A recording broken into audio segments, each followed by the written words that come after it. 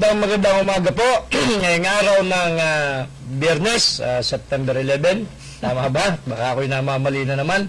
At samahan niyo po kami sa Biyernes na edisyon ng stand-up balikatan para sa Sulong Quezon. Of course, with Congresswoman Helen Tan, si King Pormaran po. At ito po sa mga nanonood sa telebisyon, maging yung ibang channel, pero ito po ay broadcast channel 6, meron kasing pang 18, may pang 10. So, kasabay po nito, nakasimulcast tayo sa tatlo pang pinakamalakas na radyo, tulad ng 95.1, 97.6, 105.3. Puro nasa FM po yan Ganun din po sa bahagi ng Infanta Quezon, sa Spirit FM, pang alas 9 po tayo dyan. Maya-maya ay mapapakiga po kami dyan sa kabuuan ng Reyna area. Magandang umaga po. Magandang umaga, lungsod ng Tayabas, lungsod ng Lucena, una hanggang ika-4 na distrito ng ating lalawigan. Lalawigan ng Quezon, Luzon, Visayas at Mindanao, buong bansang Pilipinas. Nagpupugay po palatuntunang stand-up balikatan para sa Sulong Quezon. Nag-aanyaya kami sa edisyon ngayong araw na ito, araw po ng Biyernes. Kagaya ng dati, ako po ang mga kabalitaan, makasama buong oras. Nagpupugay sa inyo, maliit na tinig mula po sa bahagi ng Bondok Peninsula. Nagmamalaki, isa pong anak ng magsasakang magniniyog, si Silim Tutur. At batiin natin ang magandang umaga, mga tagalungsod ng Lucena, kabuuan, lahat po na nakatutok sa edisyon ng ating pagtalakay ngayon. At napabilis po ng araw 11 na ngayon. So bukas ay 12, 13, Lunes ay 14, Martes ay 15, kalahati na naman ang buwan ng Setyembre. Hindi naman, kaya lang kung mapapansin mo ay ayun, napakabilis. sweldo, payday hindi, kasi yung 15. Hindi naman, hindi ibig sabihin, yung 15 ay kalahatian agad ang Setyembre. Napakabilis ng takbo ng araw, Kaya sabi mo nga, pag Berna, di Bermans na, ay nalalapit siyang Kapaskuhan, bagamat hindi pa natin alam kung ano magiging kapasyahan ng IATF sa mga susunod na buwan. Kaya gawin natin makabuluhan ang bawat araw nang sa ganon, meron po tayong natatapos mga kaubayan. Wag na po nating hintayin pa yung deadline ng ating mga trabaho. Umpisahan, pagbangon pa lang sa umaga, sa mga nasa banig pa ng iyong higaan, bangon na kayo. Oo, kasi alam mo naman ang Pilipino, may manya na habit Oo. Diba, yung pwede mo namang gawin ngayon, pagpapabukas pa. Pero alam mo, ang katawan ng tao at kaisipan natin, kinukondisyon yan. Kahit anong sabihin ng mga boss natin, kailangang matapos mo, imit mo ito ngayon. Minsan talagang tumututol ang katawan natin kasi nakakatamad naman talagang gumawa. Pero kung minsan yung mga boss din, yun nga, pwede na gawin ngayon, bukas na, bakit boss ako di ba? Oo. Minsan gano'n, Kaya, pero kailangan dyan, kung po natin hihintayin kumilos ang kapwa, unahin natin tingnan dyan yung ating sarili. Abay, siyempre naman, kasi kung ikaw ay, halimbawa, empleyado, para manatili kang magandang record sa isang tanggapan, pribado man yan ng gobyerno, kung ano yung gawain mo, tanong tasking mo, tapusin mo para walang masabi ang mga boss. Sabi ni Senate President Vicente Soto III, kailangan fit physically ang mga i-elect po nating opisyal ng ating pamahalaan plus yung mga magagawa sa ating pamahalaan. Kala ko yung sabi, mga bata ang ihalal. Hindi ang naman, sinasabi niya, dapat physically fit para matiyak po na healthy at magagampanan ang ating mga tungkulin. Which is right. Physically fit, mentally alert. Dapat ay ganyan, hindi yung walang presence of mind, Nagtatrabaho ka na, wala ka pang... Ayon pa sa senador, may medical certificate taon-taon na ipakikita. Kailangan pa yun, sa bagay nasa pandemya tayo. At wala ka nakakatiyak sa bawat isa kung ikaw ay asymptomatic o ano ka man, walang makasiguro pa niyan. Para bang nangyayari ngayon, dahil inuobliga ang lahat ng tao, dahil nasa pandemya tayo, nag-face mask, face shield, para bang everyone is, para bang suspect ka, para bang pinaghihinala ka na baka may dala kang virus. Bahagi yan ng pag-iingat po natin. Kung nagsusuot ka ng face mask, nagsusuot ka ng face shield, at ang kaharap mo ay kagaya mo na nakasuot din ng mga nasabing equipment, ng mga protection natin sa ating katawan, mainam po yan. Kaya na yung new normal, Yan na yung mangyayari talaga sa kaya nga, di ba, meron tayong fashion designer na gumagawa ng mga akma sa kasuotan natin ng mga face mask para hindi po naman kakatawa ang hitsura natin.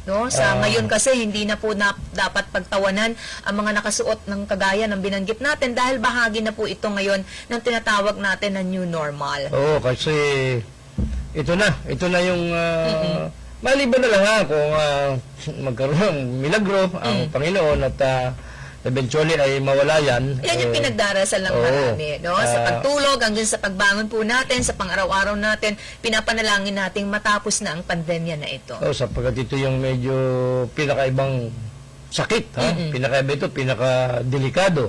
At although sabi naman talaga nung iba ay yung COVID per se ay lalo kung tinamaan naman ay cleared at malakas ang katawan, malakas ang immune, ay hindi naman talaga namamatay. At usually yung namamatay ay di yung may mga dala ng datihang sakit. Ay, yung kagaya ng sinasabi Hindi ng Presidente, nagtitrigger. yung mga nakatira sa squatters area, bakit hindi Ay, totoo tinatamaan nga ng naman. COVID-19? Totoo Malalakas din yun. ang kanilang resistensya. Oo, malakas ang immune system. Bibilib kayo, no? Talaga namang kahit naman sa mga nakalipas na araw, yung mga trangkaso, ubo at sipon na pangkaraniwang pong nararanasan, nararamdaman ng marami sa atin, kunting naambunan lang, nilalagnat na, pero sila matibay talaga. Oo, kasi immune na eh. Nasanay na sa ganong surroundings, sa ganong panahon. Bali wala na yung mga ambon-ambon, ulan-ulan, sapagkat kita mo naman yung halimbawa yung lugar nila, nakakaawa nga. Pero na-adapt na ng kanilang katawan din. Na-adapt na yung Tama. ganong kapaligiran.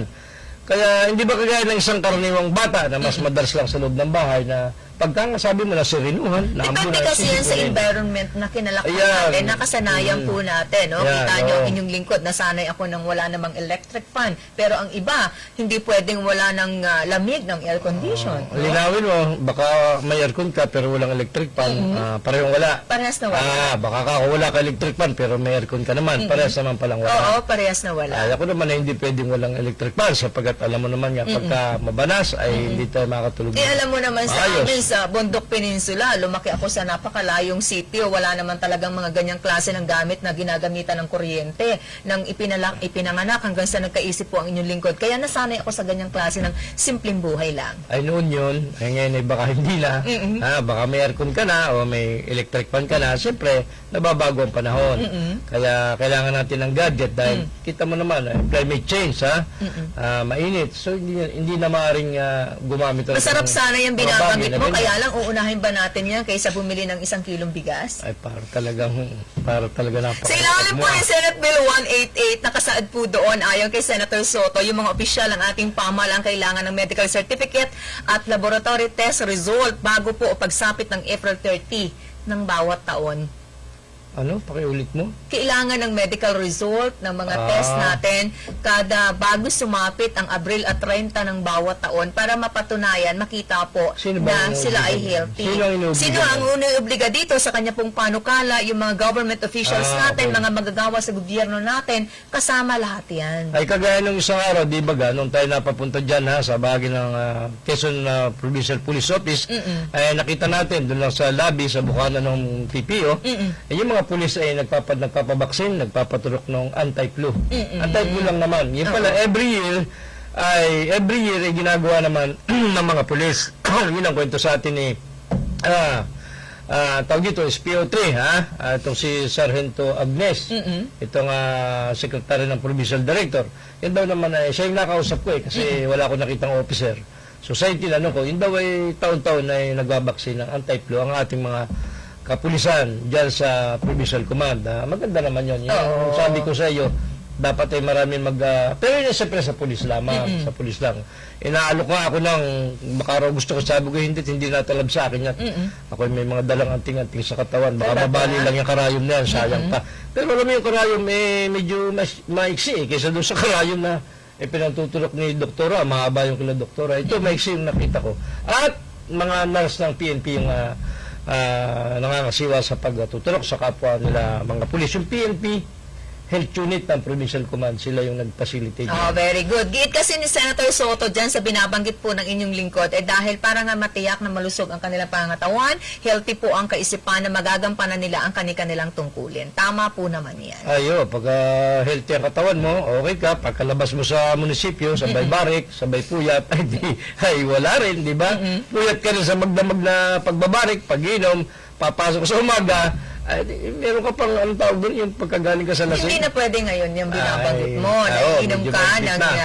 mahabang oras, lalabas ka sa alinmang mga lugar na inuman dahil ngayon nga nasa ilalim tayo ng pandemya, nilimitahan ang oras po ng pabubukas ng anumang klase ng business establishment. Siguro, kung hindi makatiis, sa bahay-bahay na lamang. Oo. Hindi na maiwasan, meron talagang... Pero kahit nasa bahay, tiyakin po natin oo. na ating nasusunod Limitado ang yan, physical syempre. distancing at tip na rin para sa mga mag-iinom natin, bagay na may mga okasyon talagang hindi may iwasan, dapat kanya-kanya po kayong tagaya. Naalala ko yung sinasambit ng Office of the Provincial Tourism natin na ay po, hawak yung baso. hawak ni Junbei. Ibig Good sabihin, morning, Junbei. na, magandang umaga sa lahat ng mga kababayan nating mga mahilig uminom ng lambanog. Yan talaga naman ang pinagmamalaki ng bayan ng Mauban, Quezon, ang bahagi po ng syudad ng Tayabas, bayan po ng Sariaya, sa iba pang mga bayan na talagang nakasanayan na inumin ang lambanog. Oo, hindi lang naman kaya lang yung tayo, parang mas isa sa tayo nakilala gawa ng ating paborito nga na lambanog, na nakukuha sa puno ng niyog, sa niyog. So, yung iba naman, yung Laguna, yung Batangas, may mga ganyan din naman sila. Katunayan yung sa Batangas, nakalason pa at nakamatay pa. Dati naman yun. Depende yan sa pagkakagawa ng sa Laguna, may ganun din, lambanog, diba? yung mga ganyang pangyayari. Tayo naman mga Pilipino ay nababawas-bawasan ng konti ang pag-inom niyan kapag meron tayong mga nababalitaan namamatay dahil sa pag-inom ng nasabi pong mga nakakalasing na alak. Hindi, actually yun ay hindi naman talaga yung lambanog ang nakamatay, yung inihalong chemical. Yes. Yung mga alcohol na inihalo, yun yung naka-epekto sa kalusugan, doon sa mga uminom, lalo na nung kamakailan, di ba, sa Laguna, ilan yung namatay. Yung mga nagpo-produce na yan ng lambanog, isa yan sa mga sektor na apektado sa panahon po ngayon ng pandemya natin. Kasi nabawas-bawasan naman walang talaga benta. yung mga nagiinom, kaya yung benta, automatiko, nabawasan. Ang benta kasi Lahat po halos ng bawal. sektor ng ating pamayanan ay affected po ng coronavirus disease 2019. Kaya tayo po, para tuluyang bumaba ang nagkakaroon po ng bilang ng COVID patients natin, patuloy tayong sumunod sa mga panawagan ng Department of Health at kagaya po uulitin ko muli sa pagkakataong ito ang patuloy na binabanggit ni Congresswoman Tan, magsuot po ng face mask, magsuot ng face shield, maglagay po ng alcohol, mag-sanitize ng ating mga kamay, maglinis po ng ating sarili, ng ating pangangatawan at ng loob at labas ng ating tahanan. Dito sa atin, sa Luzon, walang problema yun. Sumusunod ang ating mga kababayan. Pero sa napanood natin sa national na television kagabi, ultimo doon sa Marawi City, tigas ang ulo ng tao, ayaw mag-face shield, ayaw mag-face mask, ang tatapang pa. At yung mga frontliner pa, gusto pang yariin gusto pang terrorisyon yung mga frontliner. So, ingat po yung mga frontliner natin dyan sa syudad ng Marawi, sa Buanga area. Hindi. Marawi is sakop ng Lanao del Sur. Lanao del Sur. Province ng Lanao. Siyempre mo tinatakot pa yung mga frontliner, ang tatapang ng tao doon. Marawi Marawi mismo. Ayaw sumunod sa IATF na ayaw magsuot ng face mask, face shield. Parang Anong paliwanag hindi nila? sila naniniwala sa virus, sa COVID. Anong May proteksyon mga taong ang ganun. sinusuot nila? Hindi naman, nagsusuot din, pero hindi karamihan ay sumusunod. May mga matitigas ang ulo na pag nakita ng otoridad, saka pala ang sinusuot. Pero may mga nakaredy naman sila. Pero yung, let's say magtitinda sila. Parang helmet lang. Na kapag nakita yung mga taga-LTO, Saka pa lang. taga-highway patrol group, saka pala Oo, nagsusuot. saka pa lang. Nasa siko kasi. Pagkasinta ng IATF doon, ng local, saka pa lang sila na obliga magsuot. May nakikita rin akong ganyan na mga ilan nating kababayan na bit-bit yung kanilang mga face shield. Kapag nakakita na ng mga authorities natin, saka pa lang sinusuot. Ay, kasi nga, alam mo naman, sa isang parte naman. Hindi talaga natin nakasanayan, Mabanas kasi, di ba? Wala kang mainit, walang hangin pumasok sa mukha mo. Kaya siguro talaga naman, lalo kung ang panahon ay napakainit pa. Mahihirapan kang huminga. Pero Suot ka ng face mask, may nakalagay pang face shield sa harap po ng iyong mukha. Pero ito yung sinasabi ng IATF na kailangan natin gawin. Kailangan nating isuot. Yan na lamang yung solusyon para wala kang vaccine pa di ba? Wala kang vaccine. So, yun yung nakikita talaga ng gobyerno na para lang mabawasan yung pagdami. Sinusunod na nga, ginagawa ng, pero kita mo, 248,000 na namang mahigit ang COVID cases sa ating bansa. Ang dami. Pero hindi naman, mataas din naman yung mga recoveries at still yung namamatay nasa 4,000 lamang naman. So, Huwag na sanang madagdagan pa sa mga susunod na araw, kaya tatandaan po natin palagi ang paalala po ng kagawaran ng kalusugan. Wala pong masama kung susunod tayo mga kababayan. Sa mga nakatune in, mga kasalukuyan pong kakalapas lang ng inyong Transistor Radio, patuloy kayo nakikinig. Patuloy niyo po kami sinasamahan sa palatuntunang stand-up balikatan para sa Sulong Quezon. Nakikinig niyo po kami, napapakinggan sa mga impilan pa rin ng 98.9 sa bahagi po ng Love FM, bayan po ng Lopez 98.3, Supreme Radio, bahagi po ng Tagkawayan, sa bayan po ng Gumaka 93.3 and 92.7, Spirit FM, bayan po ng Infanta. oo, siya nga pala ha, si Jed at saka yung aking pamangkin si RJ, mag-isang dibdib na mamaya. Congratulations sa mga bata Wow! nito. Yung si RG Pormaran Ilaw na anak ni Ate Lulu ay pamangkin ko, yung makakaisang dibdib niya ay si Jed. Mamayang alas 11 ay kapakasal sila diyan sa Santa Best Veronica, wishes, Santa Veronica Chapel. At ang inyong maliit na lingkod ay napakausapang magninong. Wow, Ninong! Oo, napakausapan. Kaya ating pagbibigyan sapagkat kailangan yan. Kahit nasa pandemya, dahil yung kasal yung birthday pwede pang hindi masyado pero dahil ito'y kasal. Yan ang sinasabing Kailangan ang gawin pag-iibigang walang makakahadlang. Ay, oo, kasi kahit pandemya, Kahit pandemya ay magpakasal. magpapakasal ka kasi ito naman talaga yung kailangan para sa isang legal na pagsasama ng mag-asawa. Bagamat, siyempre, may susundin ka pa rin mga pulisiya na pinatutupad ng simbahan at ng ATF. Yun nga, sabi mo nga, ay hindi pwedeng magdamihan. At yan ay pabor sa may pakasal kasi Teka, may dala ka bang face mask para suotin sa simbahan? obligado ka dong magdala Oo, kasi sa simbahan kahit pare kasi. nagsusuot niyan Correct. habang Nakakita nagkakasal. na ako ng mga pictures na in-upload sa isang wedding ceremony, nakasuot ng face At mask. saka kita mo, yung babae papasok na sa simbahan, naka-wedding ano na siya. Napanood mo ba yung news na Oo. kinukunan ng body temperature? Oo, ay papasok na sa simbahan, naka-wedding ano na, di ba? Wala kang magagawa. Yun yung pulisiya ng gobyerno. Simbahan. O, saka na simbahan. Kaya ultimo yung nagkakasal, yung visiting priest ay may face mask. So, palagay ko mamaya, pagdalo ko doon, baka si Father Milo Esplana ang magkakasal. Hindi ako 100% Sana sure. mababa ang temperature mo kasi Oo. baka hindi ka papasukin. Ay, di. Magpapalamig-lamig ka sa labas bago ka papasukin. Pwede rin para medyo makapag-asigarilyo ka ng kaunti bago ka pumasok. Pero hindi naman, ang ating temperature lagi ay kita mo naman na normal ha. Kasi kahit sa mall ka magpunta o sa amang... yung naalala ko restaurant ka. Thank you ha.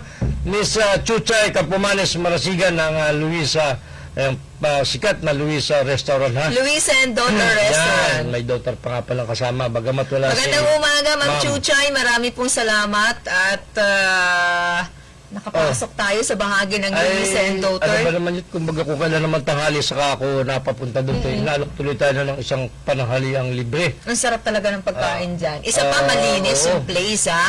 Alam nyo, meron talaga tayong ilang mga kaubayang ang pinipili, maliban po sa masasarap ang pagkain sa isang resto, kailangan malinis yung venue. Oo, at thank you ulit ha, Mama Chuchay Campomanes Marasigan ha. Kaya hindi ako nagtataka kung bakit paborito po na restaurant yan ng mga doctors natin sa iba't ibang ospital dito sa lungsod ng Lucena dahil masarap ang pagkain sa Luisa Saka and malinis, Daughter diba? Restaurant. Correct. Malinis siya, may air condition siya. At kita mo naman yung barrier nila Oo, doon may sa plastic, kanilang table. Sumunod Ang tawag talaga doon, sa tinakda po ng Interagency Task Force on COVID-19. Anong tawag doon? Plastic, fiber plastic ha.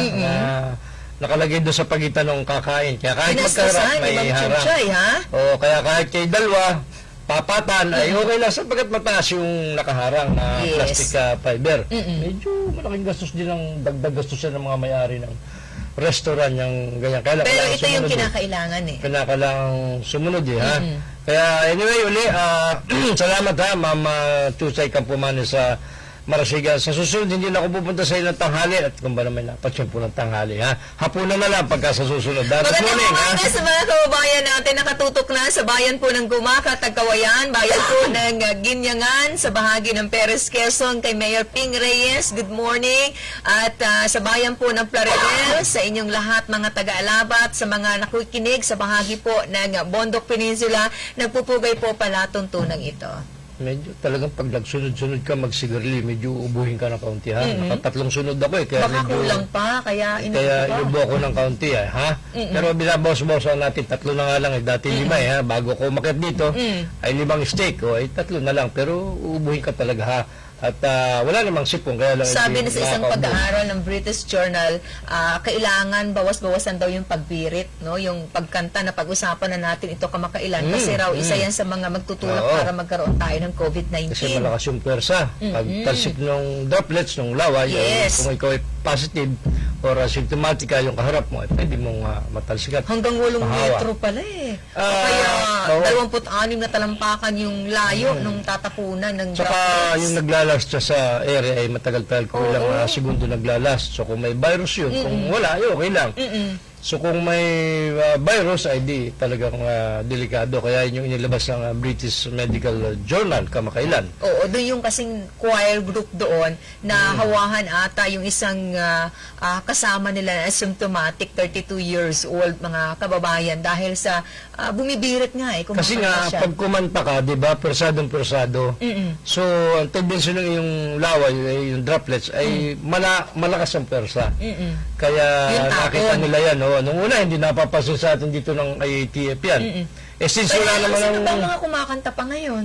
Hindi naman, sa bahay-bahay na lang kung minsan. Dahil wala naman ang Di mga ba sa videoke. umpisa ng COVID-19, pinagbawal ang mga video Oo, kaya nga, wala na rin naman. So, since yung mga bahay naman ngayon na normal, lalo yung medyo nakakasabot. Tsaka ang mga handaan natin ngayon ay nabawasan din, nalimitahan po ang bilang. Kaya automatiko, humina rin yung mga ang negosyo, nagpaparenta niyan eh. Oo, kaya talagang apektado lahat yan dahil wala.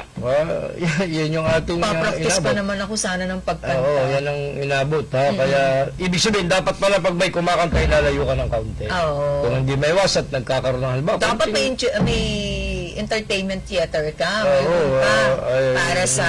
Sa mayaman lang yun. Oo, meron yan si Saan ba ako nakakita Stella niyan? Bilos eh. At saka si Bukal Beccio, nakita ko, may sariling Teatro. teatro, parang sariling sinihan. Ha? Oo. Good morning, ha?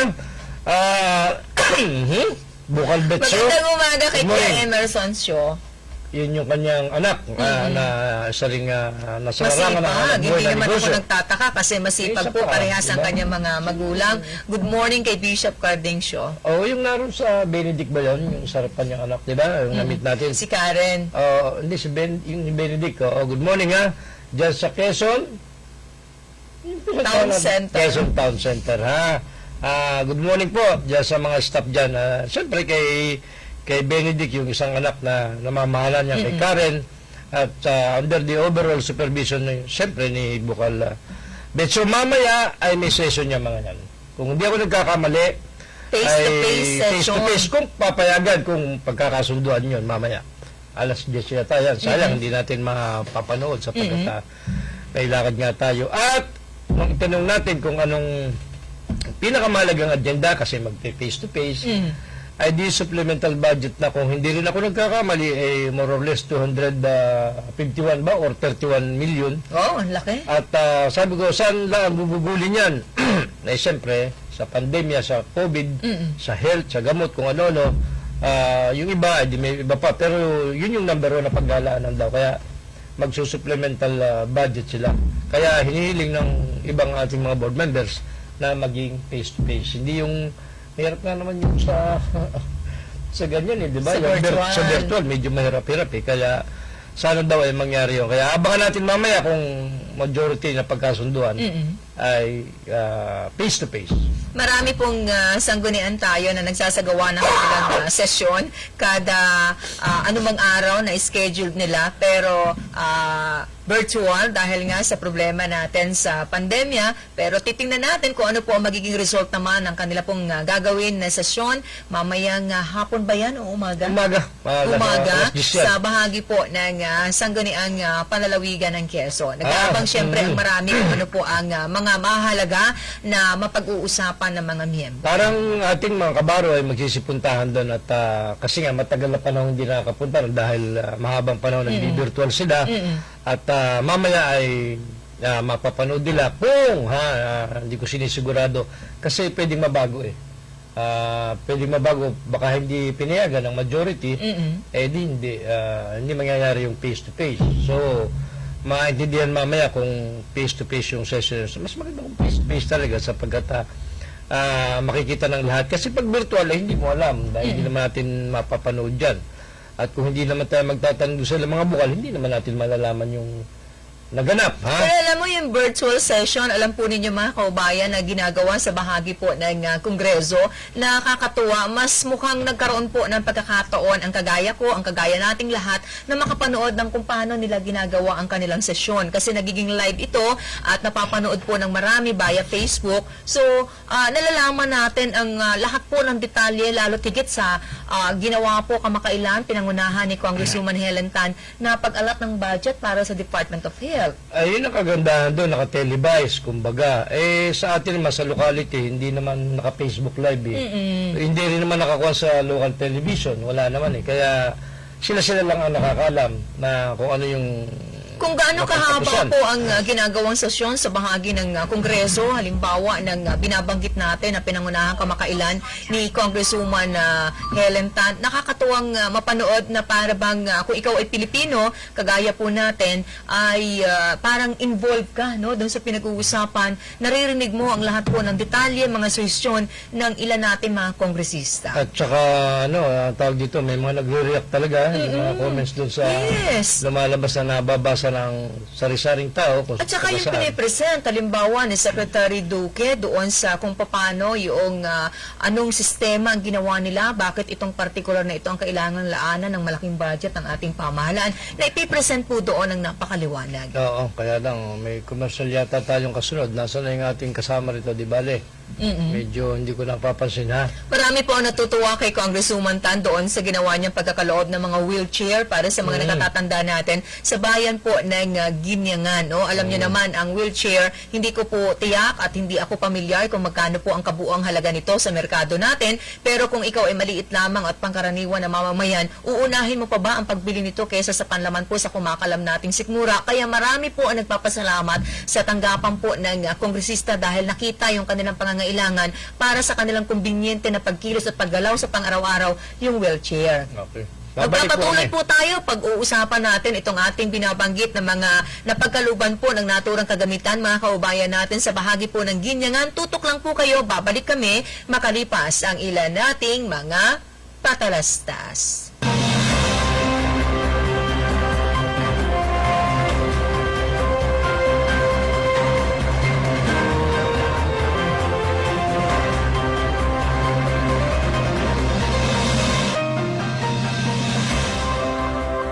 Domingo Veterinary Clinic and Grooming Center, 3rd Street, West Employees Village, Lucena City. Cell phone numbers 0917-705-6700 and 0998-571-4710. Dr. Ernesto Domingo, our friendly veterinarian.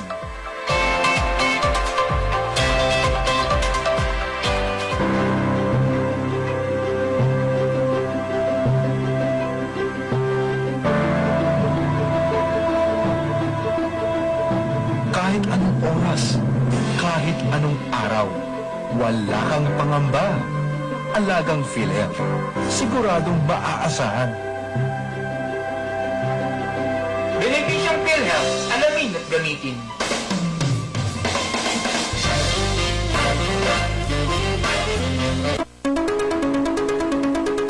Isuzu Pagbilao Care, your reliable Isuzu cars and trucks dealer here in Quezon, now offers best value parts, top quality repair and maintenance services, with freebies and discounts with free meals while you wait. Call us and service assistance will be given to you, fast and efficient. Isuzu Pagbilao has the state-of-the-art tools and equipment, highly trained competent technicians and stress-free lounge. Isuzu Pagbilao, now serving you Mondays to Saturdays from 8 a.m. to 5 p.m. and Sunday by appointment only. Book your appointment now. Isuzu Pagbilao, along Maharlika Highway, Barangay Bukal, Pagbilao, Quezon. Numbers to call 0956-207-9634, 0956-386-3589, 0939-605-8981, and 0932-791-1332. At Isuzu Pagbilao, pre-quick inspection and battery check. Every change oil services for 2012 models and below of D-Max, Altera, and Auto-Swing variants. Isuzu Pagbilao Care. Call us. Assistance received everywhere.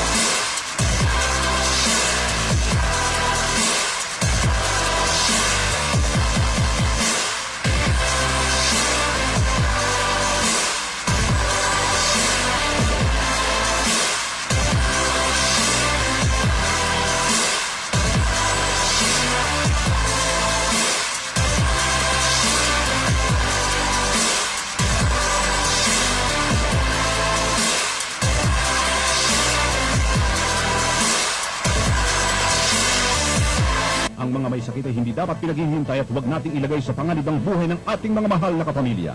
Narito palagi ang sigurado at ligtas sa serbisyo ng Sakit Buhay Ambulance Center. Sakit Buhay Ambulance Center. Mga pribadong ambulansya na 24 hours on call. Saan mang dako ng Pilipinas nabot ng ambulansya ay pupuntahan, maging ligtas ka lamang. Ang bawat ambulansya ay equipped with ambibag pag rabi ang pasyente. May 3 sets ng oxygen tank with regulator. May emergency medicine, walang red tape, hatid agad, safe ang pasyente, DTI registered at kumpleto sa lisensya at permit. Sakit Buhay Ambulance Center. Maingat, kadamay sa kagipitan at sa lahat ng oras ng pangailangan. Sakit Buhay Ambulance Center. Para sa mabilis na serbisyo, tawagan ang kanilang hotline 0423732983 o 0918-911-8332. Ang punong tanggapan ay nasa Calamar Home Subdivision, Kalurang Mayaw, Lucena. Sakit Buhay Ambulance Center. Kontakin lamang ating kaibigang si Danny Lingon.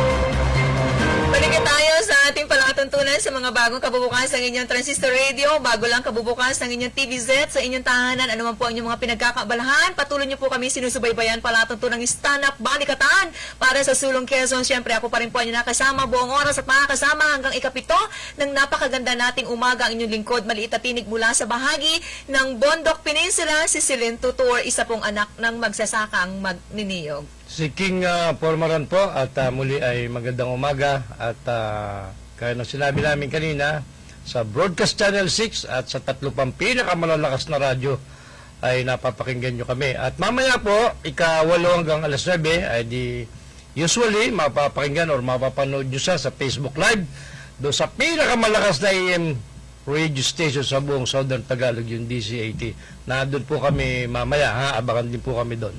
Siyempre, at napapanood niyo rin po at napapakinggan ang palatuntunan ito sa Facebook live stream ng Stand Up Balikatan para sa Sulong Quezon, at napapakinggan niyo rin kami sa mga himpilan po ng 98.9 Love FM, bayan po ng Lopez, 98.3 Supreme Radio, bayan po ng Tagkawayan, at 93.3 sa bahagi po ng Gumaca, Quezon, at 92.7 Spirit FM, bayan po ng Infanta. Good morning kay Assistant Provincial Director for Admin, si William Mangway, Colonel William Mangway, at likewise kay Colonel Bong Albacea na walang katigil-tigil sa pag-apprehend ng mga pinaghihinalang nagtutulak at gumagamit yung mga pinagbabawal na gamot. Ha? Kaya dapat tuloy-tuloy. tigilan natin ang pagtutulak at paggamit po ng illegal na droga dahil maaari po nakakaligtas kayo ngayon pero sa mga susunod na araw babagsak din po kayo sa kamay ng ating mga operatiba. Magandang umaga at belated happy birthday kay former City Councilor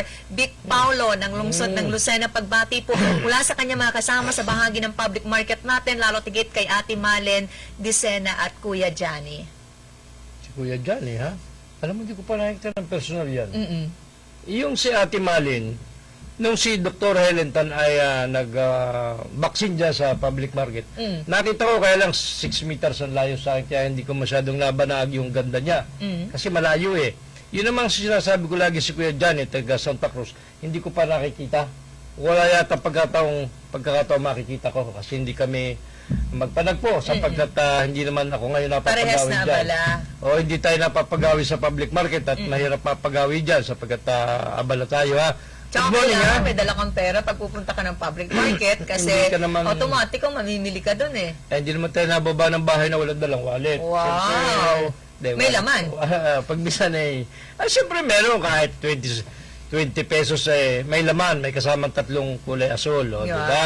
Good morning, ha, kay Manolo Reyes ng BGMP. At lalong higit na good morning ito sa magandang babae konsyal ng Sariaya, Kagawad Arlene Hinobe at saka ito si Vince Alcala. Pwede maging vice mayor itong babae ito, masipag ito, ha. At ito yung pinagkalooban ng mga BHF Radio upon request niya kay Congresswoman Helen Tan. Itong dalawang ito, si Vince at saka si Arlene Hinobe. Magandang bata ito, mataas pa. Pwede itong pang beauty queen masipag pa. Pwede itong maging vice mayor dyan sa Sariaya o kaya ay bukal pagdating ng panahon. Good morning, ha, Arlene Hinobe, Kagawad Arlene Hinobe at saka itong si Vince Alcala, ang apo ng ating dating kongresista Kulit Alcala. Boss, ha?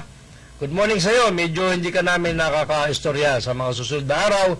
Ay papasalan ka namin at para tayo, Boss Kulit, ay magkakwentuhan. Ha? Salamat, ha.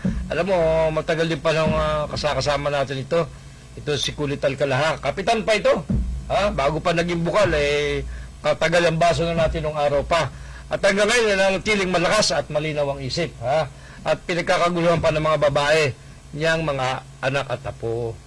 Maya-maya ang tabayanan po ninyo, sisikapin natin makabalitaan via phone pats ang isa po sa mga masipag, mahusay na miyembro ng mataas na kapulungan ng Kongreso, ang tinatawag nating Senado. Nakabalitaan na po natin sa mga nakalipas edisyon ng palatuntunan ng stand-up balikatan para sa Sulong Quezon, pero maya-maya susubukan po muli natin, kaya tutok lang kayo mga kaubayan natin sa bahagi po ng Calabarzon, buong bansa, Senator Riza Hontiveros. Oo, ha, kay Marcing Gayeta, ha. Good morning din, ha, kay Mayor Marcing Gayeta. Excited na sapagkat yung mga pangarap niya matutuloy na dyan sa bahagi ng Sariaya, ha.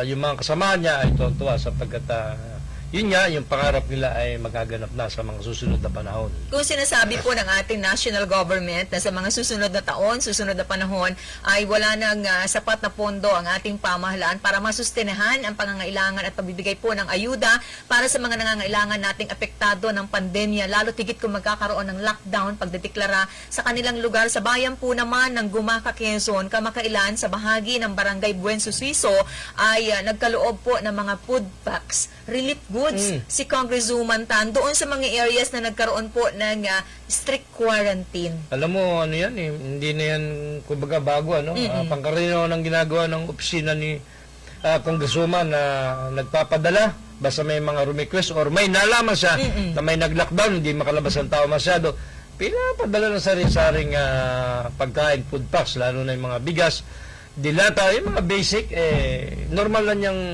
routine niya na ginagawa.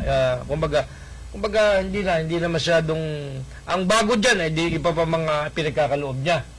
Tulad niya ng mga farm equipment and of course mga ambulansya, yan ang medyo bago-bago sapagkat mas higit na marami na kailangan yan. Eh, malaking tulong yan, no? Kasi lockdown, hindi po makalabas ang ating mga kaubayan, hindi po magawa ang kanilang mga gawain sa pang-araw-araw kung meron po mga ayuda na kagaya po ng pinagkakaloob ng ina po ng 4th District para sa kanya mga Oo. kadistrito, malaking tulong po yan, no? Yung makalibre ka ng ilang kilo ng bigas at mayroong kantiyak na ilang dilata na bubuksan sa mga ilang araw Oo. po na panahon po nang hindi pinapayagan na makalabas kayo ng inyong tahanan, hindi direkta na makarating sa mga pamilihan, ay maaasahan po ang tanggapan ni Congresswoman. Ay palagi Helen naman, di ba? Kaya lahat, napakaraming taong, meski sa atin, nagpapasabi kung paano makaka-access, di ba? Ganun talaga, ha? Ganun talaga, sapagkat alam mo yan, pag nagkakaloob ka, dumadami talagang nagre-request. Ano yan? Tawag ba yan? At nasa linya na po ng ating komunikasyon, mga kaubayan, mga kabalitaan po natin ang ating pong binabanggit na ating po mga kasama. Mga kabalitaan via phone pat sa palatuntunang stand-up balikatan para sa Sulong Quezon. Karangalan muli natin makabalitaan sa oras na ito. Amin pong binibigang pagkakataon na mabati ni Senator Risa Hontiveros, mga kaubayan natin sa lalawigan ng Quezon. Kabuuan po ng kalaborasyon buong bansa. Magandang umaga, Senator Risa Hontiveros. Hello, Miss Celine. Magandang umaga po. At sa lahat po ng ating mga tagapakinig sa KISS FM, dyan po sa Quezon.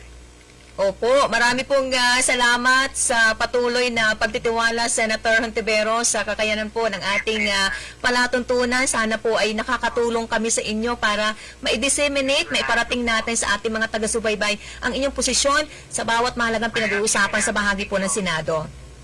Opo, maraming salamat din po, Miss Celine. Opo. Ano man din. Opo. At Senator, simula na po ngayon ang budget hearing, ano? Base po sa budget allocation natin, panlima lamang ang health. Tama po ba itong Opo, tama po ba itong maging priority ng ating Senado ngayon, Senator?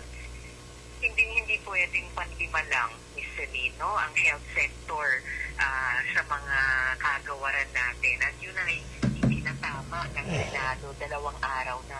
Dapat ayusin natin yung mga prioridad natin kasi buhay at kapakanan ng bawat Pilipino ang dapat mauna, di ba? Lalo na po sa harap ng pinakamatinding health crisis ng ating panahon. Tila anemic yung budget natin para sa kalusugan. Panlima na nga. Nauna pa ang budgets ng DPWH, DILG at PNP. Sa kabila nun, sa gitna ng pandemya, inaasahan natin na ang mas makikita natin ay isang health-heavy at saka COVID and recession-responsive na budget. So, hindi ito dapat tinitipid. Hindi dapat tinitipid ang kalusugan at buhay ng Pilipino. Correct. Lalo na, di ba? Correct talaga. Ang krisis na hinaharap natin ngayon ay ika nga ang ultimate litmus test ng ating universal healthcare law. Pero mukhang hindi naka-align ang 2021 budget sa UHC. Halimbawa, hindi sapat ang budget para mapalakas ang LGU capacity, ang health system capacity, ang health promotion, at pati na ang allocation para sa mga medical frontliners at health workers natin. Hindi pa malinaw na ang mga ito ang prioridad dapat natin.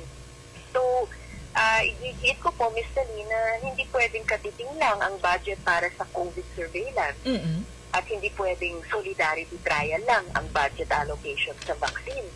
Kung tutuusin, kung pinupush talaga nila yung paghihintay sa vaccine sa susunod na taon, hindi dapat at least i-consider ng pamahalaan na mag-allocate ng higit pa para magkaroon ng libreng mass vaccination at malaking halaga ang kakailanganin dyan. Siguradong magkaka-shortfall kahit sa initial targeting pa lang ng 3.8 million Filipinos daw.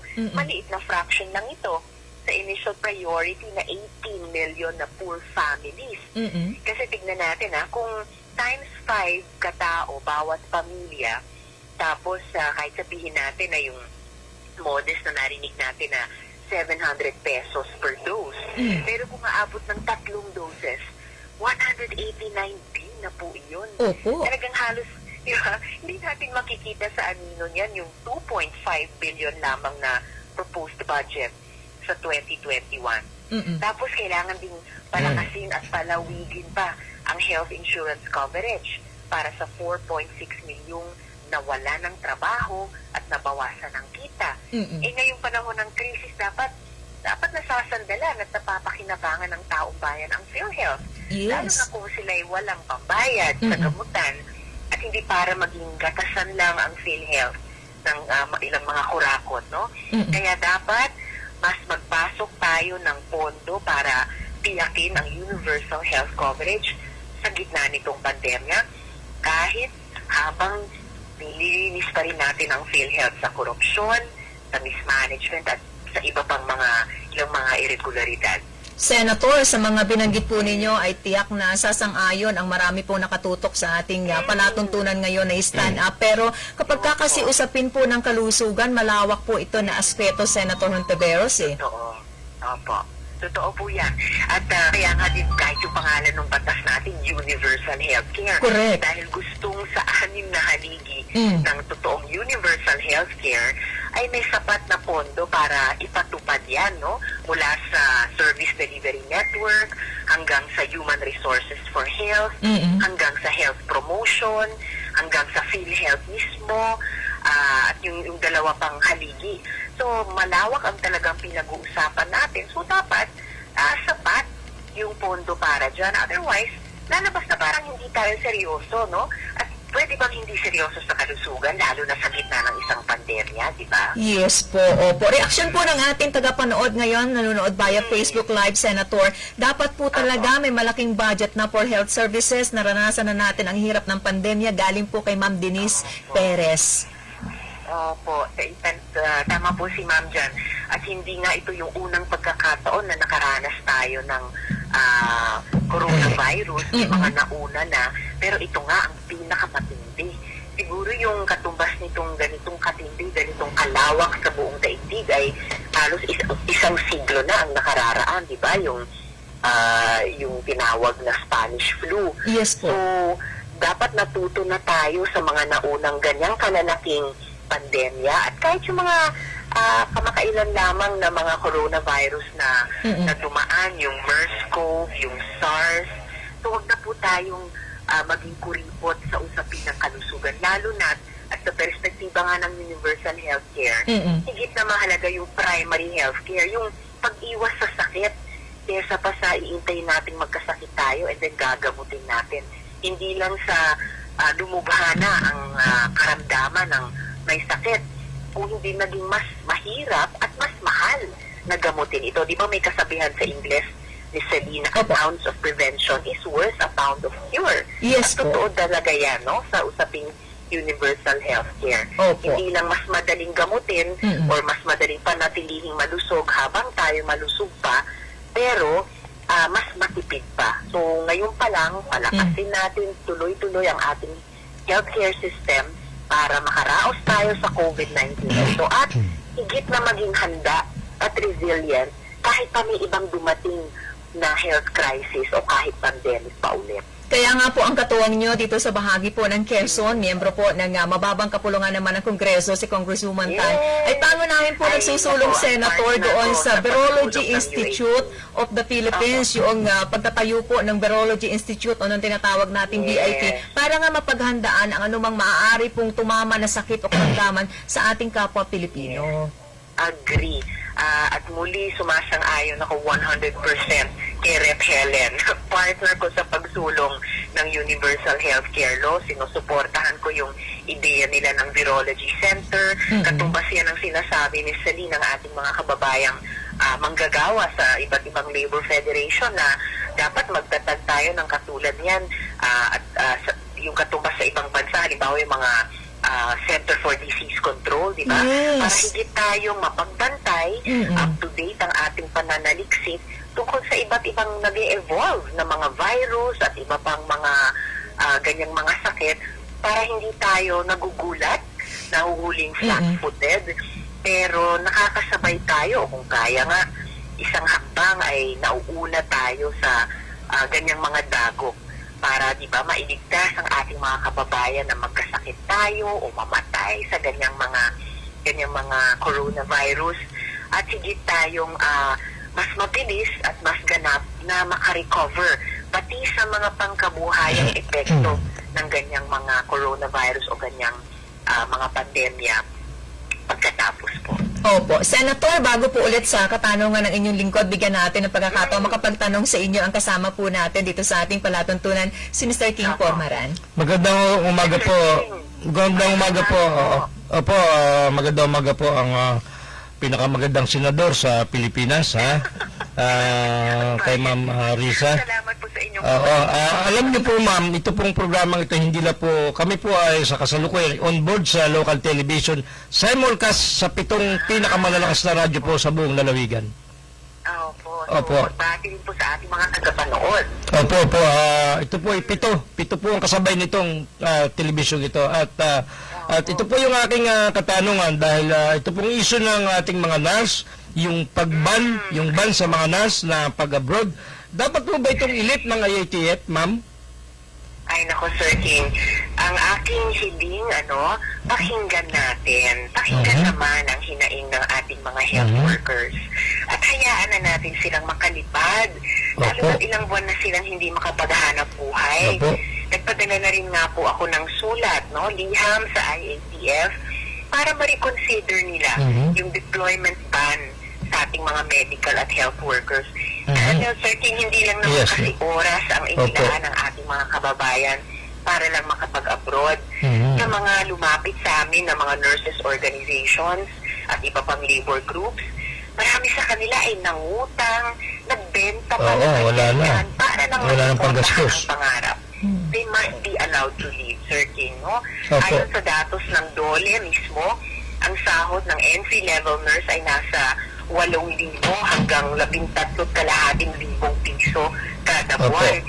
Paano naman po ito makabubuhay ng isang pamilya? Kulang at kulang. Tayo rin pala ang may pinakamababang pasahod sa healthcare workers sa Southeast Asia. Kung pipilitin din nating magpatupad ng deployment ban, dapat taasan din ang sweldo, tama bigyan po. ng overtime pay, palawigin ang kanilang benepisyo. Hindi naman po pwedeng pipigilin natin silang umalis, pero hindi natin sila bibigyan ng mga dahilan, dagdag Opo. na dahilan para magstay. Opo. Kung naanagaan ang kapakanan nila, hindi nakakailanganin ng deployment ban. Sa mga Opo. susunod na taon, mas mapapalakas din natin ang ating public health dahil mas maraming health workers ang pipiliing manatili sa bansa. Dahil Oho. magiging sustainable yun sa kanila, Sir King. Opo. So, dapat talaga pag-isipan ito ng chairman, itong chair ng IATF, nina Secretary Lorenzana, at nina SNG, at nina yung iba pa. Dapat po ito bigyan nila ng konsiderasyon. Salamat po, Senator. Salamat po. Salamat, Sir King. Senator, hindi matatapos ang ating Opo. balitaan ngayon dito sa ating palatuntunan ng hindi natin na pag-uusapan ng sektor po ng mga overseas Filipino workers. Alam kong malaki po ang Ay, puwang opo. sa inyong puso, Senator, dahil kamakailan meron pong Opo. lumubog na barko at sakay po ang ilan natin mga Filipino crew. Paano po ba natin mapoprotektahan ang ating mga marino at kanilang pamilya, lalo na sa mga ganito pong pagkakataon, Senator?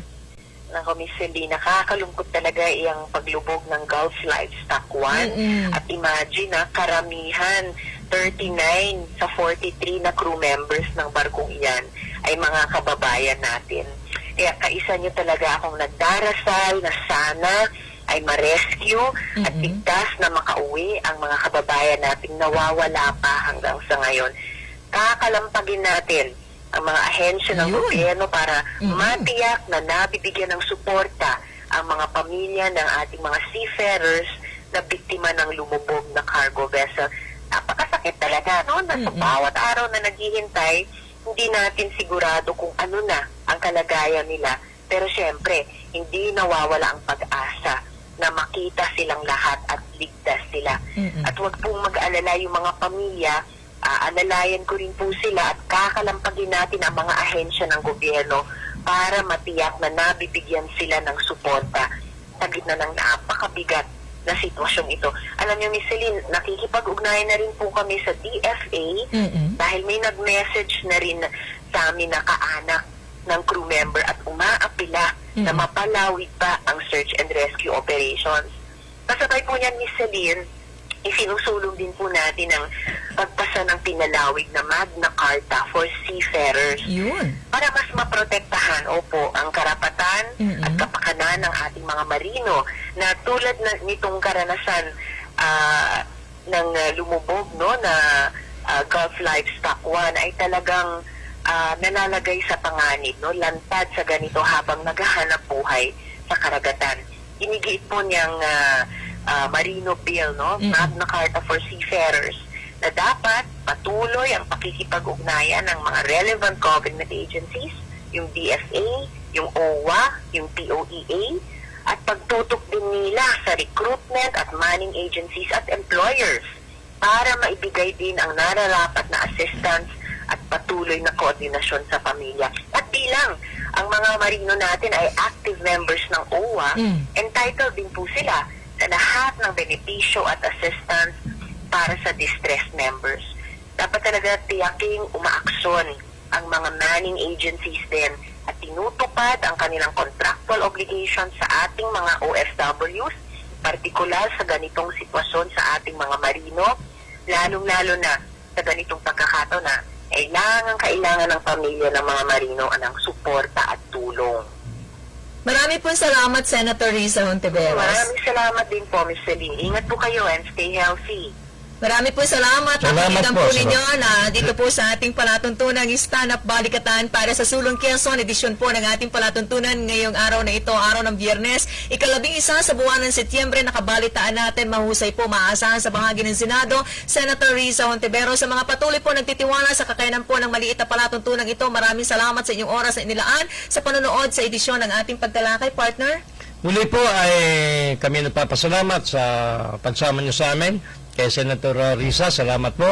At batiin ko lang bago tayo magpaalam, itong mamay mag-isang dinudlat, kakasalin ha, si Mr. RG Pormaran Ilaw at si Miss Jed Asis ha, ay kakasali po sila ng alas 11 at congratulations sa mga bata nito. Si King Pormaran po, nagpapasalamat. Kami po ay babalik sa linggo. Bukas po ay si David Oro. Maraming salamat po at magandang umaga. Sa mga tumutok sa mga impila ng 95.1 Kiss FM, 97.5 Radio City, 105.3 FM Pakakak ng Bayan, sa mga impila ng 98.9 Supreme Radio, sa bahagi po ng Tagkawayan 98.3, 93.3 Bayan po ng Gumaka, maraming salamat. 92.7 Bayan po ng Infanta, salamat po sa inyo mga nanood. Bayan Broadcast Channel 6, sa mga nakatuwang natin mula po sa bahaging technical, Randy Romantigue, Danny Ordonez, Ramil Ramos, Junjun Salobre, Raymond Arbolida at Lloyd Habola, salamat po sa inyong lahat. Ako po ang nakabalitaan na kasama buong oras, maliit na tinik mula sa bahagi ng Bondok Peninsula, nagmamalaki. Isa pong anak na magsasakang magniniyog, si Silin Tutor,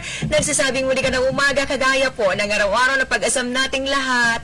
Mabuhay tayo.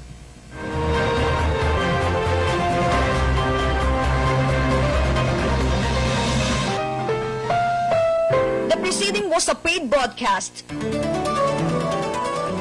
Ang mga narinig na opinyon at pahayag ay pawang sa blank timer lamang at hindi ibig sabihin ay ito na rin ang pananaw ng may-ari at management ng himpilan. Kung kayo'y pinahihirapan ng gayuma, hika, nahahapot, sumasakit,